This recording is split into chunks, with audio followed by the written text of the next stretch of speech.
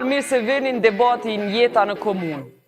Kemi arë me pa se sa i ka përmbush premtimet kujtari komunës së Kaçanikut Besimi Lazit. Nëse shumë investimet, po flas 2 vite fundit, sidomos investimet më të mëdha në kombas si kryetar komunës në Kaçanik. Kur e mor fjalën kryetari, qysh më do t'i farë realitet imagjinar, s'kam mos më jetu në Kaçanik. Çka po ndodh? Pse po na shesin Kosovë fidane të helmume? Në këtë subvencion nuk është nga komuna. Kryetari komunës jashtëligjshëm e merr mizën e vet me emrin e Lazi dhe e ban drejtorin CKMF, që nuk e plotson asnjë kusht ligjor. Na pa të thonë që s'ka me pasi Laza tjerë, na dul një. A veç një ka hala? Këto punësimet familjarëve që po shifën që ka ndodhur, mirë po punësimet më të mëdha janë partijake.